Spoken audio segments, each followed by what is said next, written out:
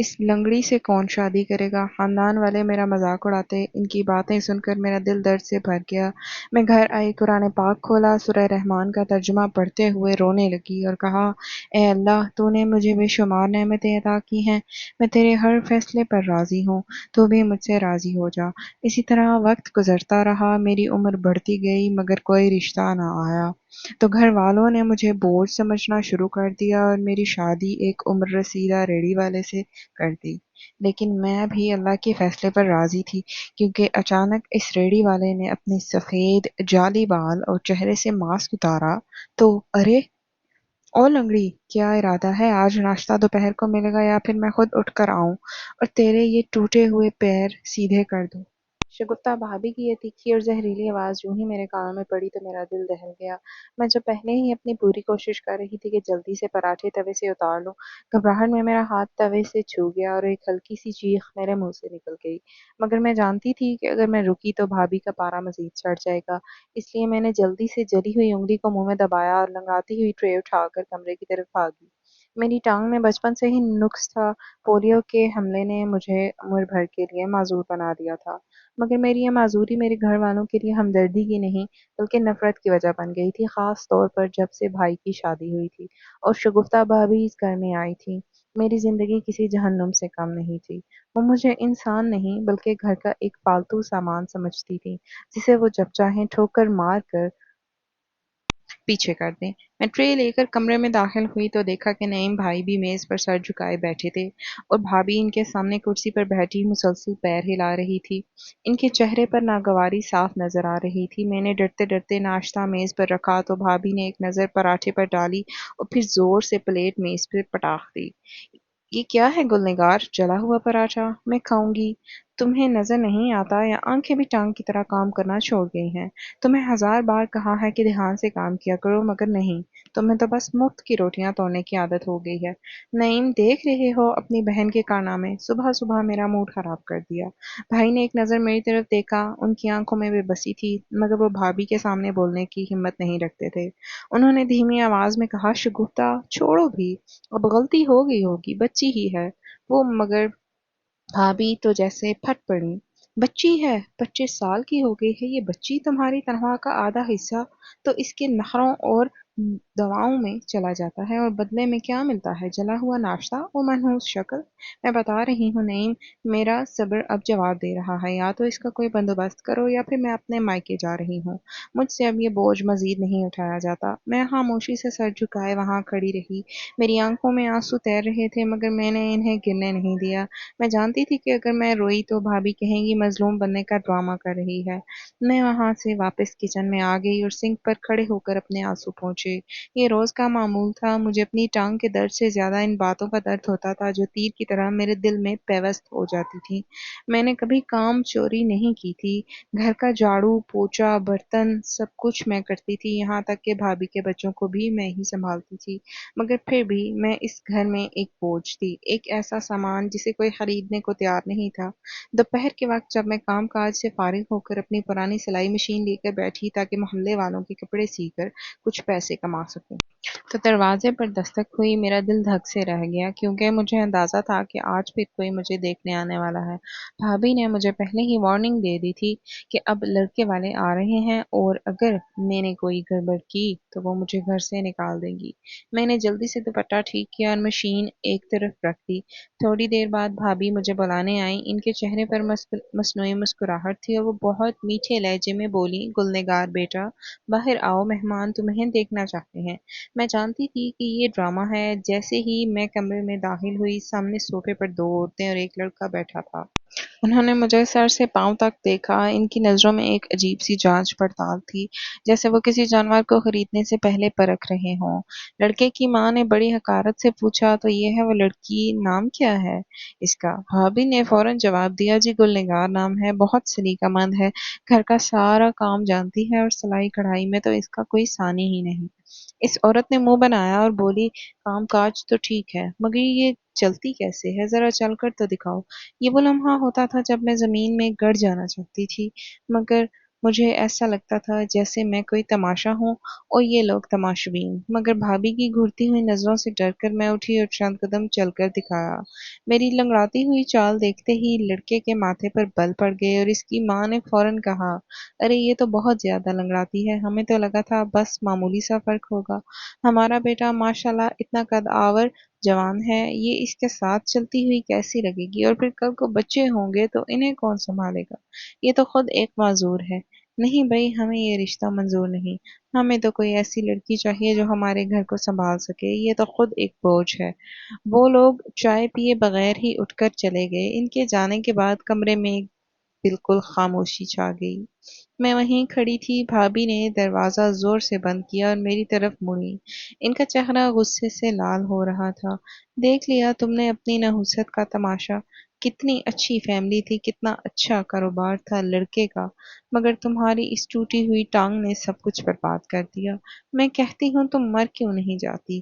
کیوں ہماری زندگی عذاب بنا رکھی ہے؟ اب کون سا شہزادہ آئے گا تمہیں لینے؟ جو بھی رشتہ آتا ہے انکار کر کے چلا جاتا ہے۔ اب تو مجھے لگتا ہے کہ تمہیں کسی یتیم خانے میں چھوڑ آنا چاہیے، کم از ہماری جان تو چھوٹے گی۔ میں مزید کچھ سنے بغیر اپنے کمرے میں بھاگی اور دروازہ بند کر کے پھوٹ پھوٹ کے رونے لگی۔ میں نے قرآن پاک اٹھایا اور سینے سے لگا دیا۔ میرا دل کر رہا تھا کہ اللہ سے شکوہ کروں کہ اس نے مجھے ایسا کیوں بنایا، مگر پھر میری زبان پر سورہ رحمان کی آیت جاری ہو گئی اور میں نے خود کو سمجھایا کہ اللہ جو کرتا ہے بہتر کرتا ہے، شاید اس انکار میں بھی کوئی بہتری ہو۔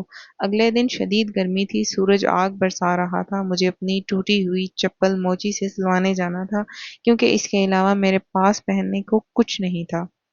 میں لنگڑاتی ہوئی گلی میں نکلی تو لو کے تھپیڑے میرے چہرے پر پڑ رہے تھے۔ گلی کے نکڑ پر ایک پرانی حویلی کے سائے میں اکثر ایک ادھیڑ عمر شخص بیٹھتا تھا جو ایک چھوٹی سی ریڑھی لگاتا تھا، جس پر کبھی سبزیاں کبھی سستے پھل ہوتے تھے۔ اس کے سر کے بال کچھ سفید اور کچھ کالے تھے، مگر چہرہ دھوپ اور مشقت کی وجہ سے جھلس کر سانولا ہو چکا تھا اور وہ اپنی عمر سے کہیں زیادہ بڑا اور کمزور لگتا تھا۔ آج وہ وہیں زمین پر بیٹھا تھا اور اس کی حالت بہت خراب لگ رہی تھی۔ وہ بری طرح کھانس رہا تھا۔ میں اس کے قریب سے گزرنے لگی تو اس نے بہت کمزور آواز میں پکارا، بی بی۔ میں رک گئی اور اس کی طرف دیکھا۔ اس کی آنکھوں میں عجیب سی بے بسی تھی۔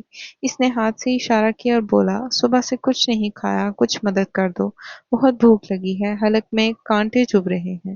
اس کی حالت دیکھ کر میرا دل پسیج گیا۔ میں نے اپنی مٹھی میں دبے وہ 50 روپے دیکھے جو میں نے بڑی مشکل سے جمع کیے تھے تاکہ چپل سلوا سکوں۔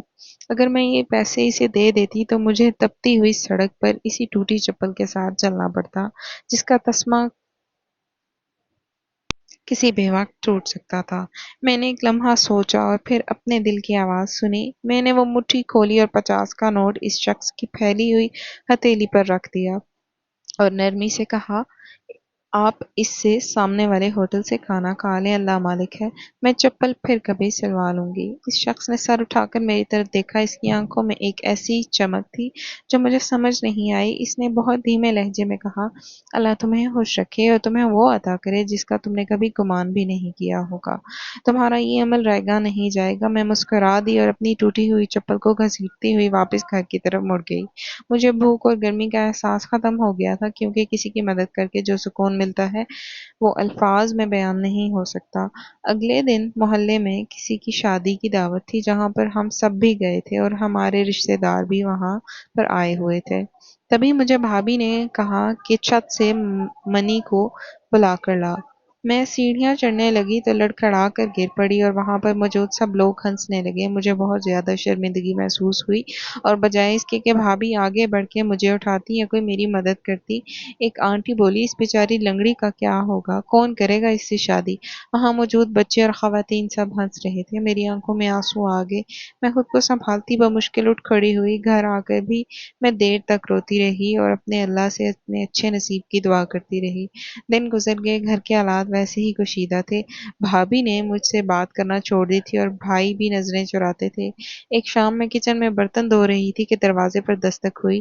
تھوڑی دیر بعد مجھے بھابھی کے زور زور سے ہنسنے کی آواز آئی۔ وہ اتنی خوش تھیں کہ مجھے حیرت ہوئی۔ میں نے جلدی سے ہاتھ دھوئے اور باہر جھانکا تو دیکھا کہ محلے کی ماسی رشیدہ بیٹھی تھی جو اکثر رشتے وغیرہ کرواتی تھی۔ भाभी के हाथ में मिठाई का डब्बा था। वो मासी को दुआएं दे रही थी। अरे मासी, तुम तो फरिश्ता हो, फरिश्ता। मेरा कितना बड़ा मसला हल कर दिया। शुक्र है खुदाया, शुक्र है कि इस घर से ये बला टली। मैंने सुख का सांस लिया कि शायद मेरे लिए कोई अच्छा रिश्ता आ गया है। मैं जब मगर जब मैंने मासी की बात सुनी तो मेरे पांव तले जमीन निकल गई। मासी कह रही थी, देखो शगुफ्ता, लड़का गरीब जरूर है और उम्र में भी काफी बड़ा लगता है, मगर शरीफ है। वो जो नुक्कड़ पर रेड़ी वाला बैठता है ना, उसी ने पैगाम भेजा है कि वो गुलनिगार को इज्जत से अपने घर ले जाना चाहता है। कहता है कि मुझे खिदमत के लिए एक नेक बीवी चाहिए और मैं इसे खुश रखूंगा। मेरे कानों में जैसे किसी ने अंगारे भर दिए हों। वो शख्स जो रेड़ी चलाता है वो मुझसे शादी करना चाहता था और भाभी इस पर खुश हो रही हैं। मैंने तड़प कर भाई की तरफ देखा जो सर झुकाए बैठे थे। मैं भागती हुई इनके पास गई और इनके घुटनों पर गिर गई। भाई, आप कुछ बोलते क्यों नहीं? वो उम्र में कितना बड़ा है। आप अपनी बहन की जिंदगी का फैसला इतनी बेदर्दी से कैसे कर सकते हैं? मैं आपके घर की नौकरानी बनकर रह लूंगी। मैं कभी आपसे दवा के पैसे भी नहीं मांगूंगी, मगर खुदारा मुझे इस शख्स के हवाले मत करें। भाई की आंखों में आंसू आ गए। उन्होंने मेरा सर थपथपाया और कुछ कहना चाहा, मगर इससे पहले कि वो बोलते, भाभी चीख पड़ी, बस करो ये ड्रामा गुलनिगार, बहुत हो गया तुम्हारा ये मगरमच्छ के आंसू, अब नहीं चलेंगे। तुम समझती क्या हो खुद को? कोई शहजादी हो जो महल से शहजादा आएगा, शुक्र अदा करो कि वो आदमी तुम्हें लेकर जाने पर राजी है, वरना जिस तरह तुम्हारी ये टांग है ना, तुम्हें तो कोई अंधा भी ना पूछे। भाई ने हिम्मत करके कहा, शगुफ्ता, एक दफा फिर सोच लो। वो वाकई बहुत गरीब है और गुलनिगार से बहुत बड़ा है। वहां कैसे गुजारा करेगी? हम थोड़ा और इंतजार कर लेते हैं। भाभी ने भाई को ऐसी खूनी नजरों से देखा कि वो चुप हो गए। कुछ और देख लेते हैं, मतलब देखो नहीं, मेरे पास अब मजीद सब्र की गुंजाइश नहीं है। अगर ये रिश्ता तुमने मना किया तो फिर तुम मुझे भी इस घर में नहीं देखोगे। मैं अपने बच्चों को लेकर जा रही हूँ, फिर संभालते रहना अपनी इस लंगड़ी बहन को। ये सुनते ही भाई बिल्कुल ढह गए। उन्होंने मेरी तरफ देखा और बेबसी से कहा, गुलनिगार मेरी बहन, तुम देख रही हो ना मेरे हालात। मेरा घर टूट जाएगा, तुम मेरी इज्जत रख लो। अल्लाह तुम्हारे नसीब अच्छे करेगा, शायद इसी में कोई बेहतरी हो। मैं पत्थर की हो गई। मेरा भाई जिसने मुझे माँ बाप की तरह पाला था, आज अपनी बीवी की धमकी के आगे मजबूर हो गया था कि मुझे एक ऐसे शख्स के हवाले कर दिया था जिसके पास न घर था न दर, और जो देखने में भी किसी तरह मेरे जोड़ का नहीं था। मैंने आहिस्ता से भाई का हाथ छोड़ दिया और खड़ी हो गई।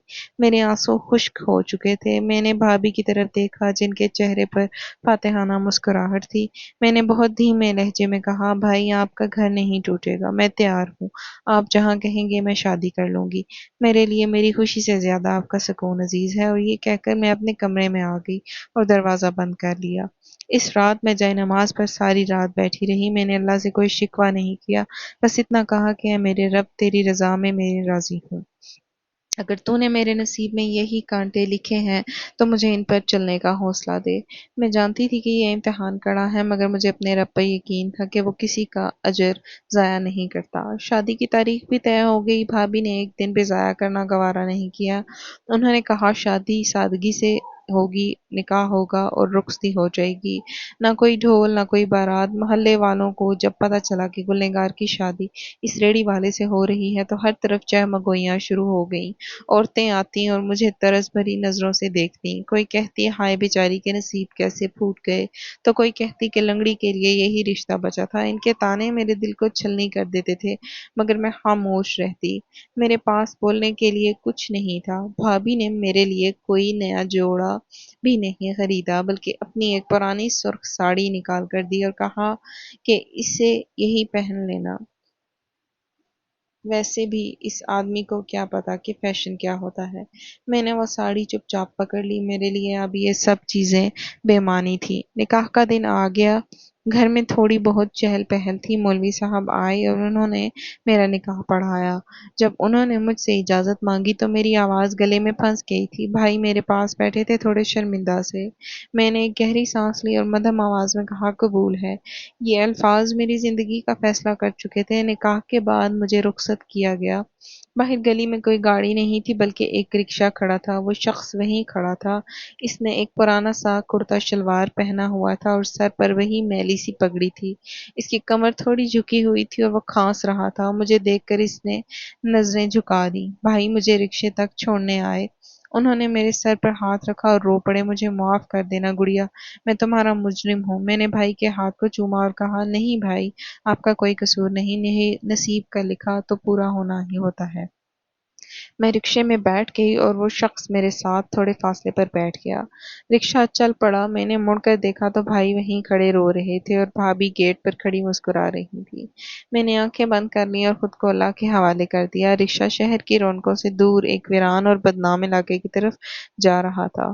میں نے سنا تھا اس علاقے میں شریف لوگ نہیں رہتے، وہاں جرائم پیشہ لوگوں کا راج ہے۔ میرا دل خوف سے دھڑک رہا تھا کہ یہ آدمی مجھے کہاں لے کر جا رہا ہے، مگر میں خاموش رہی۔ آخر کار رکشہ ایک تنگ گلی میں ایک چھوٹے سے خستہ حال مکان کے آگے رک گیا۔ اس نے کرایہ دیا اور مجھ سے بولا، آؤ یہ میرا گھر ہے۔ ان کی آواز میں عجیب سا اطمینان تھا۔ میں لنگڑاتی ہوئی ان کے پیچھے پیچھے چل پڑی۔ گھر کا دروازہ لکڑی کا تھا جو بہت بوسیدہ ہو چکا تھا۔ اندر داخل ہوئے تو ایک چھوٹا سا صحن تھا اور 2 کمرے تھے۔ گھر میں فرنیچر کے نام پر صرف 2 چارپائیاں اور ایک ٹوٹی ہوئی میز تھی۔ اس نے مجھے ایک کمرے میں بٹھایا اور کہا، تم تھک گئی ہوگی، آرام کرو، میں تمہارے لیے پانی لاتا ہوں۔ اور پانی لینے گیا تو میں نے کمرے کا جائزہ لیا۔ دیواروں کا پلستر اکھڑا ہوا تھا اور چھت سے لکڑی کے شختیر نظر آ رہے تھے۔ مگر ایک چیز عجیب تھی کہ وہاں ایک کونے میں میز کے نیچے کچھ ایسی تاریں اور چھوٹے چھوٹے آلات پڑے تھے جو کسی کمپیوٹر یا الیکٹرانک مشین کے حصے لگتے تھے۔ میں حیران ہوئی کہ ایک ریڑھی والے کے گھر میں ان چیزوں کا کیا کام ہے، مگر پھر سوچا کہ شاید یہ کباڑ کا سامان جمع کرتا ہوگا۔ وہ پانی لے کر آیا اور مجھے دیا۔ میں نے پانی پیا تو اس نے کہا، دیکھو گلنگار، میں جانتا ہوں کہ یہ شادی تمہاری مرضی کے خلاف ہوئی ہے اور میں عمر اور حالات میں تمہارے جوڑ کا نہیں ہوں، مگر حالات ایسے تھے کہ مجھے یہ قدم اٹھانا پڑا۔ تم بے فکر ہو، یہاں تمہیں کوئی تکلیف نہیں ہوگی، تم اس کمرے میں رہو، میں باہر صحن میں سو جاؤں گا۔ اس کی بات سن کر مجھے جھٹکا لگا کہ یہ کیسا شوہر ہے جو پہلی رات ہی مجھ سے دور رہنے کی بات کر رہا ہے، مگر ساتھ ہی مجھے سکون بھی ملا کہ شاید یہ نیک آدمی ہے اور مجھے تھوڑا وقت دے رہا ہے۔ اس نے ایک جائے نماز مجھے دی اور کہا کہ اگر دل گھبرا رہا ہے تو اللہ سے باتیں کر لو، سکون ملے گا۔ میں نے وضو کیا اور جائے نماز پر کھڑی ہو گئی۔ میں نے اللہ کے حضور سجدہ کیا اور اپنے دل کا ہر حال اس کے حضور میں رکھ دیا۔ مگر اس انجانے گھر میں اس اجنبی شخص کے ساتھ مجھے ایک عجیب سا تحفظ محسوس ہو رہا تھا جو مجھے اپنے بھائی کے گھر میں بھی نہیں ملا تھا۔ مجھے نہیں معلوم تھا یہ شخص جو میرے سامنے کھانس رہا ہے اور کمزور دکھائی دے رہا ہے، اصل میں اس کے چہرے کے پیچھے کون چھپا ہے، اور اس ویران گھر کی دیواریں کیا راز جانتی ہیں۔ کچھ دن یوں ہی گزر گئے۔ وہ صبح شام نکلتا تھا، شام کو واپس آتا تھا اور باہر صحن میں ہی سو جاتا اور میں اندر کمرے میں، اور کبھی تو وہ کچھ پکا پکایا کھانے کا لے آتا اور کبھی میرے پاس سبزی وغیرہ رکھ کے چلا جاتا جو میں بنا لیتی تھی۔ ہمارے بیچ زیادہ بات نہیں ہوتی تھی سوائے کام کے، اور یہ سلسلہ یوں ہی چل رہا تھا۔ اور پھر ایک دن صبح جب میری آنکھ کھلی تو کمرے میں عجیب سی خاموشی تھی اور فجر کی روشنی روشن دان سے چھن کر کچے فرش پر پڑ رہی تھی۔ میں نے چارپائی سے اٹھ کر ادھر ادھر دیکھا تو وہ شخص جسے میں اپنا شوہر مان چکی تھی اور جسے دنیا ایک معمولی اور کمزور ریڑھی والا سمجھتی تھی، وہ صحن میں موجود نہیں تھا۔ میں پریشانی کے عالم میں اٹھی اور دوسرے کمرے کی طرف گئی تو دیکھا کہ وہ کمرے کے ایک کونے میں فرش پر بیٹھا تھا اور اس کے سامنے وہی عجیب و غریب تاروں اور چھوٹے چھوٹے ڈبوں کا ڈھیر لگا ہوا تھا جسے وہ کباڑ کہتا تھا، مگر آج اس کا انداز کچھ الگ تھا۔ وہ بہت انہماک سے ایک لیپ ٹاپ جیسی چھوٹی سی مشین پر انگلیاں چلا رہا تھا اور اس کی انگلیوں کی حرکت اتنی تیز تھی کہ میں پلک جھپکنے سے پہلے اسے دیکھ بھی نہ پاتی۔ مجھے حیرت کا ایک شدید جھٹکا لگا کہ ایک ان پڑھ ریڑھی والا جسے اپنا نام تک لکھنا نہیں آتا، وہ سارا دن سبزی بیچتا ہے، وہ اتنی تیزی سے یہ بٹن کیسے دبا سکتا ہے، اور اس کے چہرے پر وہ سنجیدگی تھی جو کسی پڑھے لکھے افسر کے چہرے پر ہوتی ہے۔ میں نے اپنے دوپٹے کو درست کیا اور کھانس کر اپنی موجودگی کا احساس دلایا تو اس نے فوراً وہ چھوٹی سی مشین بند کر کے ایک میلے کپڑے کے نیچے چھپا دی اور وہ میری طرف دیکھ کر مسکرانے لگا۔ اس کے چہرے پر وہی پرانی عاجزی اور سادگی لوٹ آئی تھی۔ اس نے کھانستے ہوئے کہا، ارے گلنگار، تم جاگ رہی ہو؟ مجھے لگا تم سو گئی ہوگی۔ میں تو بس یہ کچھ پرانا سامان ٹھیک کرنے کی کوشش کر رہا تھا، سوچا اسے بیچ کر تمہارے لیے کچھ پھل لے آؤں گا۔ میں نے اس کی بات کا یقین تو کر لیا، مگر دل میں ایک شک کی سوئی جھک گئی تھی، کیونکہ رات کو میں نے اسے نیند میں انگلش کے کچھ الفاظ بولتے سنا تھا، اور وہ الفاظ اتنی صاف اور روانی سے ادا کیے گئے تھے کہ کسی انگریز کے لگتے تھے۔ وہ کہہ رہا تھا ٹارگٹ کنفرم ہے، بس کچھ دیر اور ہے۔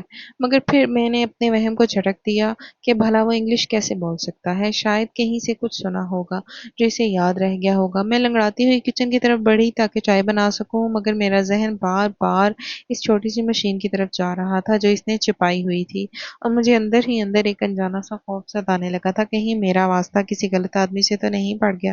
ناشتے کے دوران بھی وہ کچھ بے چین سا تھا اور بار بار اپنے پرانے فون کو دیکھ رہا تھا جیسے کسی اہم کال کا منتظر ہو۔ اچانک اس نے مجھ سے ایک عجیب بات کی جو میرے وہم و گمان میں بھی نہ تھی۔ اس نے کہا، گل نگار، آج شام ہم یہ گھر چھوڑ دیں گے۔ میں نے گھبرا کر پوچھا، کیوں؟ سب خیریت تو ہے؟ ہم کہاں جائیں گے؟ ہمارے پاس تو کرایہ دینے کے بھی پیسے نہیں۔ تو اس نے اطمینان سے کہا، ہاں بس یہاں میرا کام ختم ہو گیا ہے، ہم اپنے نئے ٹھکانے پر جائیں گے، اور ہاں تم اپنے بھائی بھابھی کو فون کر کے رات کے کھانے کی دعوت دے دو۔ میں چاہتا ہوں کہ جانے سے پہلے ہم سب ایک ساتھ کھانا کھائیں۔ میں پریشان ہو گئی، اس ویران اور ٹوٹے پھوٹے گھر میں بھابھی آئیں گی تو 100 باتیں سنائیں گی، وہ تو پہلے ہی میری غربت کا مذاق اڑاتی ہیں۔ میں نے ڈرتے ڈرتے کہا، وہ یہاں نہیں آئیں گے، انہیں یہ علاقہ پسند نہیں، اور وہ ویسے بھی ہمارے پاس انہیں کھلانے کے لیے کچھ خاص نہیں ہے، وہ ہماری غربت کا مذاق بڑھائیں گے۔ تو اس نے میری بات کاٹتے ہوئے ایک کاغذ کا ٹکڑا میری طرف بڑھایا جس پر شہر کے ایک انتہائی پوش اور مہنگے علاقے ڈیفنس کا ایڈریس لکھا تھا۔ اس نے کہا، تم انہیں یہ پتہ دو اور کہہ دو کہ شام کو وہاں پہنچ جائیں، میں وہیں ملوں گا۔ میں حیران تھی کہ یہ انہیں ڈیفنس جیسے علاقے میں کیوں بلا رہا ہے۔ میرے ذہن میں کئی سوال ابھرے، وہاں کسی امیر کے گھر چوکیداری مل گئی ہوگی یا کوئی سرونٹ کوارٹر ہوگا جہاں ہم شفٹ ہو رہے ہیں۔ میں نے مزید سوال کرنا مناسب نہ سمجھا، خاموشی سے سر ہلا دیا، کیونکہ شوہر کا حکم ماننا میری تربیت کا حصہ تھا، مگر دل میں ایک عجیب سا خوف بیٹھ گیا تھا کہ کہیں میرا شوہر کسی بڑی مصیبت میں تو نہیں پھنس گیا، یا یہ کوئی ایسا کام تو نہیں کرتا جو قانون کے خلاف ہو، کیونکہ اس کے تیور آج بالکل بدلے ہوئے تھے۔ میں نے دھڑکتے دل کے ساتھ بھائی کو فون کیا تو بھابھی نے فون چھینا، اور جب میں نے انہیں ایڈریس بتایا تو وہ حیرت سے بولی، ہیں، یہ تو شہر کا سب سے مہنگا علاقہ ہے، تمہارا وہ بوڑھا شوہر وہاں کیا کرتا ہے؟ کہیں بھیک تو نہیں مانگتا؟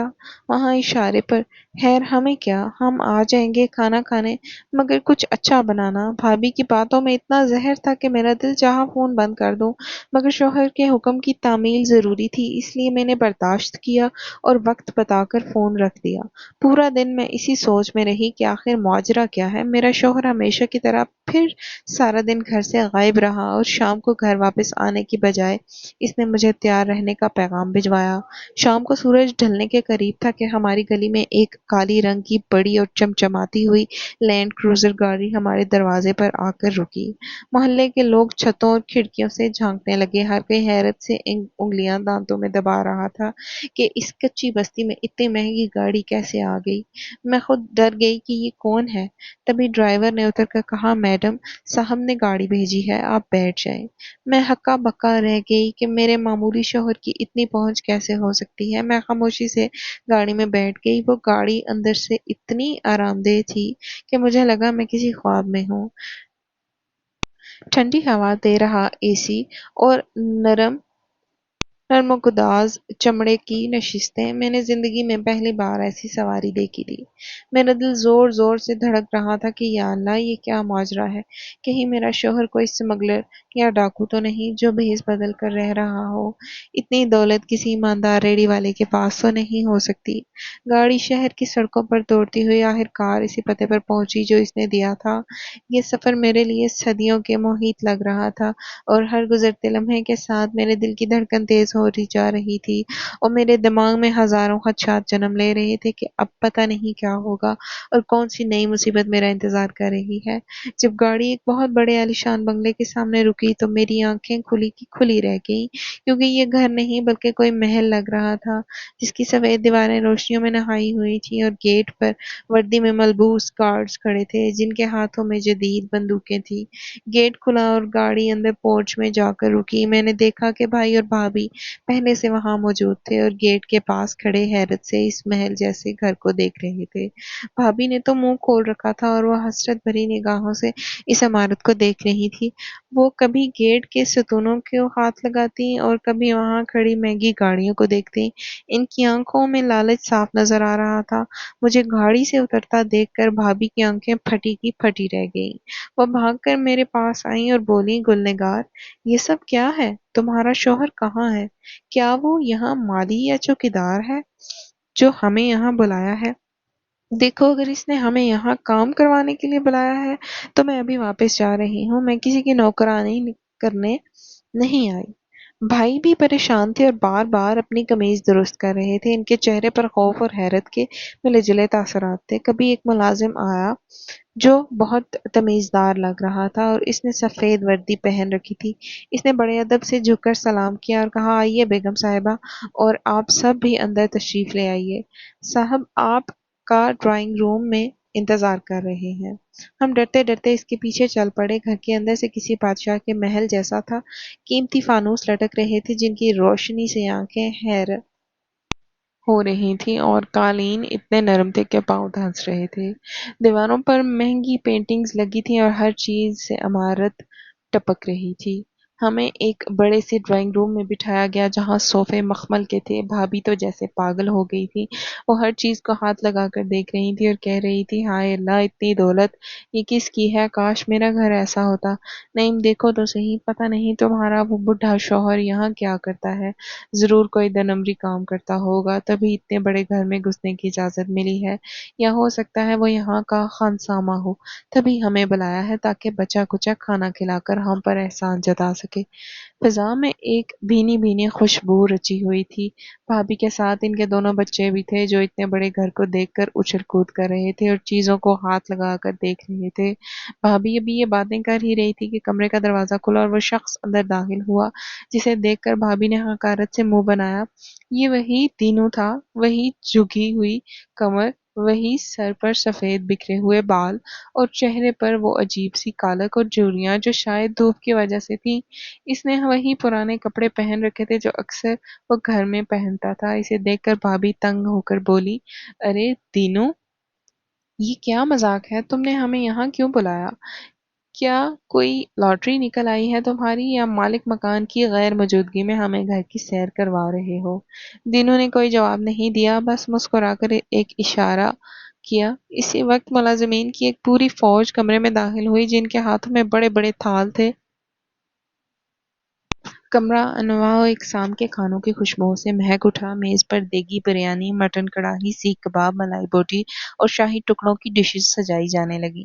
بھابھی اور بچوں کی آنکھیں یہ سب دیکھ کر باہر آنے والی ہو گئی اور بھابھی کے منہ میں پانی بھر آیا اور وہ سب کچھ بھول کر کھانے کی طرف لپکی۔ بچے بھی شور مچاتے ہوئے پلیٹیں بھرنے لگے۔ بھابھی ایک ہاتھ سے کباب کھا رہی تھی اور دوسرے سے اشارہ کرتے ہوئے بولی، ارے دینو، مان گئے بھائی، لگتا ہے مالک بہت مہربان ہے تم پر جو اتنا کھانا بچ گیا اور تم نے ہمیں بلا لیا۔ سچ بتاؤ، یہ سب کچھ چوری کا تو نہیں ہے نا دینو؟ خاموشی سے ایک کرسی پر بیٹھ گیا اور انہیں کھاتے ہوئے دیکھتا رہا۔ اس کی نظروں میں ایک عجیب سی چمک تھی جو مجھے بے چین کر رہی تھی۔ جب سب لوگ کھانے میں مصروف تھے تو دینو نے اچانک اپنی کمر سیدھی کی اور ایک ملازم کو اشارہ کیا جو ایک گیلا تولیہ اور کچھ سامان ٹرے میں لے کر آیا۔ دینو نے وہ گیلا تولیہ اٹھایا اور اپنے چہرے پر رگڑنا شروع کر دیا۔ ہم سب حیرت سے اسے دیکھ رہے تھے۔ جیسے جیسے وہ تولیہ اپنے چہرے پر پھیر رہا تھا، اس کا وہ کالا اور سانولا رنگ اترتا جا رہا تھا اور نیچے سے گوری اور شفاف رنگت نمودار ہو رہی تھی۔ بھابھی کے ہاتھ سے کباب کا نوالا پلیٹ میں گر گیا اور وہ آنکھیں پھاڑ کر اسے دیکھنے لگی۔ پھر اس نے اپنے سر پر ہاتھ رکھا اور ایک جھٹکے سے وہ سفید بالوں والی گندی سی وگ اتار کر میز پر پھینک دی۔ اس کے نیچے سے سیاہ گھنے اور سلیقے سے تراشے ہوئے بال نکل آئے۔ پھر اس نے اپنے چہرے سے وہ نکلی سفید داڑھی اور مونچھیں بھی نوچ کر اتار دی۔ ہمارے سامنے وہ بوڑھا دینو نہیں بلکہ ایک نہایت وجیح، باروب اور خوبصورت نوجوان بیٹھا تھا جس کی شخصیت ہی بدل چکی تھی۔ یہ منظر اتنا حیران کن تھا کہ بچوں کی چیخ نکل گئی اور بھائی کرسی سے کھڑے ہو گئے۔ میں خود بھی بت بنی بیٹھی تھی اور مجھے اپنی آنکھوں پر یقین نہیں آ رہا تھا۔ یہ وہی شخص ہے جس کے ساتھ میں ٹوٹی پھوٹی چھت کے نیچے رہتی تھی۔ भाभी तो जैसे सकते में चली गई थी, उनका मुंह खुला का खुला रह गया था। तभी इस शख्स ने अपनी असली और भारी आवाज में, जो इंतहाई रौबदार थी, कहा, मेरा नाम दीनू नहीं बल्कि मेजर शहरयार है और मैं साइबर क्राइम इंटेलिजेंस ब्यूरो का डायरेक्टर हूँ। ये सुनकर कमरे में जैसे बम फट गया हो। भाभी की हालत तो ऐसी थी जैसे उन्होंने भूत देख लिया हो और उनके जिस्म का सारा खून किसी ने निचोड़ लिया हो, और भाई के माथे पर पसीने के कतरे चमकने लगे। शहरयार ने मेज पर पड़ी वो विग और नकली दाढ़ी की तरफ इशारा करते हुए कहा, ये सब मेरा भेष था। मैं पिछले 6 माह से इस कच्ची आबादी में एक खतरनाक मिशन पर था। वहां एक ऐसा गिरोह छुपा हुआ था जो मुल्क के बैंकों को लूट रहा था। मुझे इन तक पहुंचने के लिए एक ऐसे भेस की जरूरत थी जिस पर किसी को शक ना हो, और एक रेडी वाले से बेहतर कोर क्या हो सकता था। मैंने अपने चेहरे पर खास किस्म का मेकअप और नकली चीजें लगाकर खुद को बूढ़ा जाहिर किया हुआ था, ताकि मैं इन लोगों पर नजर रख सकूं, और गुलनिगार से शादी करना भी इसी मिशन का हिस्सा था, ताकि मुझे इस घर में रहने का जवाब मिल सके और साथ ही मैं इसे तुम लोगों के जुल्म से बचा सकूं। भाभी की हालत गैर हो रही थी। वो कभी शहरयार को देखती और कभी इस महल जैसे घर को। इनका लालच और खौफ आपस में लड़ रहे थे। वो हकलाते हुए बोली, तो आप अफसर हैं, और ये सब, ये घर, ये नौकर, हाय अल्लाह, हमें तो पता नहीं था। हमने तो समझा था आप कोई मामूली आदमी हैं। अरे शहरयार भाई, नहीं नहीं शहरयार साहब, आप तो हमारे सर का ताज हैं। गुलनिगार तो हमारी लाडली है। वो बड़ी ढिठाई से बोली, हमने तो बस इसके भले के लिए किया था। वो फौरन अपनी प्लेट छोड़कर मेरे पास आई और मेरे कंधे पर हाथ रखकर बोली, अरे गुनहगार, तेरे तो भाग जाके रानी बन गई हो रानी, हमें भूल ना जाना। अब देखो, मैं ना कहती थी कि तुम्हारे नसीब खिल जाएंगे। शहरयार ने एक सख्त निगाह भाभी पर डाली और इंतहाई संजीदगी से बोले, मैं कहा बस कीजिए मिसेस नईम, मुझे आपकी हकीकत अच्छी तरह मालूम है। मैं रोज सुनता था आप इसे कैसे ताने देती थी और इसे बोझ समझती थी। आपने इसकी शादी मुझसे सिर्फ इसलिए की थी क्योंकि आपको लगा था कि मैं गरीब और लावारिस बूढ़ा हूँ और आपकी गुनहगार से जान छूट जाएगी। आपकी नज़र में गुनहगार की कोई अहमियत नहीं थी। अगर आज मैं वाकई वही दीनू होता तो क्या आप मुझे सर का ताज कहती? हरगिज नहीं। आपकी इज्जत सिर्फ पैसे के लिए है, इंसान के लिए नहीं। आपका ये दोगलापन मुझे अच्छी तरह मालूम है। आज आपकी ये चापलूसी मेरे लिए कोई मानी नहीं रखती। फिर शहरयार भाई की तरफ बूढ़े, जो शर्मिंदा सर झुकाए खड़े थे और इनकी आंखों में आंसू थे। शहरयार ने नरमी से कहा, नईम भाई, मैं आपकी मजबूरी समझता हूँ। अब अपनी बीवी के दबाव में थे, मगर आपने अपनी हीरे जैसी बहन को पहचाना नहीं है। जो हुआ सो हुआ, मगर एक बात मैं सबको बता दूं, मैंने गुलनिगार से शादी कोई एहसान समझकर नहीं की, बल्कि इसके किरदार की वजह से की है। मुझे वो दिन अच्छी तरह याद है जब मैं भूख का ड्रामा कर रहा था और मेरे पास कुछ नहीं था। तब गुलनिगार ने अपनी टूटी हुई चप्पल सिलवाने के बजाय अपनी आखिरी 50 रुपए मुझे दे दिए। इस वक्त मैंने फैसला किया था कि जो लड़की खुद तकलीफ में होकर दूसरे का दर्द महसूस कर सकती है, वही मेरे इस घर की मलिका बनने के लायक है। ये दौलत, ये घर, ये ओहदा सब आनी जानी चीजें हैं, मगर जो दिल गुलनिगार के पास है वो लाखों में एक है। ये सुनकर भाई के आंसू बह निकले। वो आगे बढ़े और मेरे सर पर हाथ रखकर रोते हुए बोले, गुलनिगार, मुझे माफ कर देना, मैं तेरा मुजरिम हूँ। मैं तुझे पहचान ना सका, मगर अल्लाह गवाह है कि आज मैं बहुत खुश हूँ कि तुझे वो मुकाम मिला जिसकी तू हकदार थी। तेरा भाई कमजोर जरूर था, मगर बेहिस नहीं था। मैं हमेशा तेरी खुशी की दुआ मांगता था और आज अल्लाह ने मेरी दुआ सुन ली। भाई की खुशी बिल्कुल सच्ची थी। वो वाकई मेरे लिए खुश थे कि मैं कांटों से निकलकर फूलों में आ गई थी। मैंने रोते हुए भाई का हाथ चूम लिया और कहा, भाई, आप मेरे लिए तब भी मोहतरम थे और अब भी मोहतरम है। अल्लाह ने जो किया इसमें बेहतरी थी। आप बस खुश रहें। भाभी अब बिल्कुल खामोश हो चुकी थी और इनकी नजरें झुकी हुई थी। वो जान चुकी थी कि अब इनकी दाल यहाँ नहीं गलने वाली। शहरयार ने मुलाजिम को इशारा किया तो वो भाभी और बच्चों के लिए कुछ तोहफे ले आया। शहरयार ने दो टोक अल्फाज में कहा, देखें, रिश्तेदारी अपनी जगह, मगर मेरी बीवी की इज्जत इन सबसे पहले है। गुलनिगार एक आम औरत नहीं बल्कि मेजर शहरयार की बेगम है। यहाँ वही आएगा जिसे गुलनिगार चाहेगी और जिससे गुलनिगार को तकलीफ ना हो। आज की दावत का मकसद सिर्फ आपको ये बताना था कि जिसे आपने गोली समझकर फेंका था, वो दरअसल हीरा थी, जिसे अब इसका जौहरी मिल गया है। اب آپ لوگ کھانا مکمل کریں اور شوق سے جائیں، مگر یاد رکھیے گا کہ اب گل نگار تنہا نہیں ہے، اس کے پیچھے میں کھڑا ہوں۔ کھانے کے بعد جب بھائی اور بھابھی جانے لگے تو شہریار نے ڈرائیور کو کہا کہ انہیں گھر چھوڑ کر آئیں۔ بھائی نے جاتے ہوئے مجھے گلے لگایا اور دعائیں دی، جبکہ بھابھی جاتے جاتے بھی مڑ مڑ کر اس محل کو دیکھ رہی تھی اور ان کے چہرے پر پچھتاوا صاف لکھا تھا۔ ان کے جانے کے بعد میں اور شہریار اکیلے رہ گئے۔